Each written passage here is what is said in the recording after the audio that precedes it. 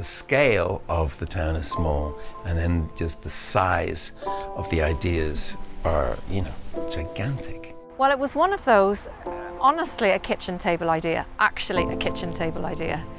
David had written an article about how communities had to do something for themselves and not sit around in a recession and complain and moan and wait for the government to do stuff, and that they should do things themselves. So I read his article before it was filed and said, well, you've written that, what are we going to do? It's a festival of ideas, not just books.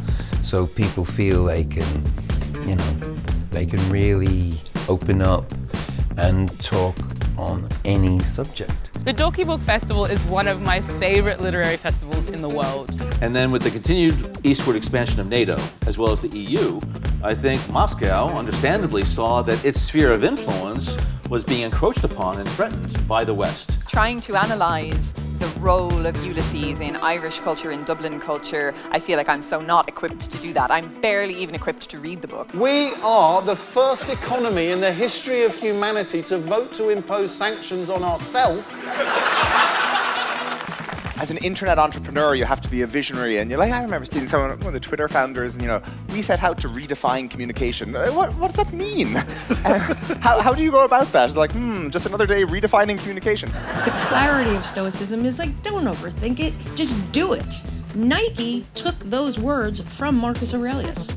Really? Yes, he said, just do it. He was, the head of the Roman Empire. For me, literature is the place where we can tell stories that not only help us understand who we are, but help us imagine a future that we all want to be a part of. Someone arranged for me to meet Maeve Binchy, and she was so helpful. I mean, she was just so kind, and she said, we should have done this years ago. And she said, of course I will come, and I will get 2 writers to come. And we asked Joseph O'Connor to get 2, so we had 6 writers, and then we had to do it. And we had 6 weeks.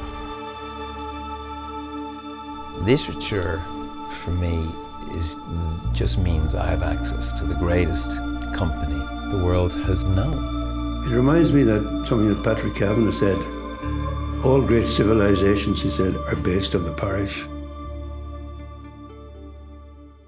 One day I decided I'd write a column based on this character who I heard saying to his dad, I don't give a fuck how you think I played, just crack open the wallet, dude.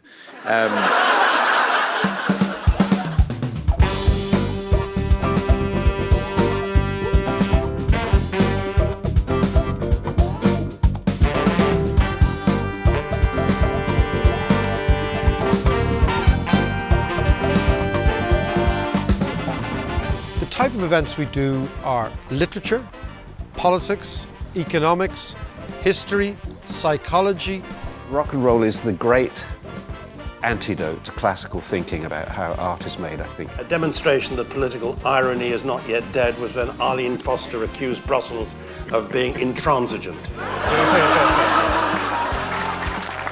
All journalists in Iran, whether you're Western or local, you have to self-censor. If you don't, you either end up in prison, or if you're a Westerner, you get chucked out. This is a really magical place. We're just walking around here. It's the light, it's the atmosphere, it's the scenery. Dalkey is absolutely beautiful, serene, charming, just a dream. You couldn't wish for a better backdrop. It's like painted chocolate box beauty. It's beautiful and historical.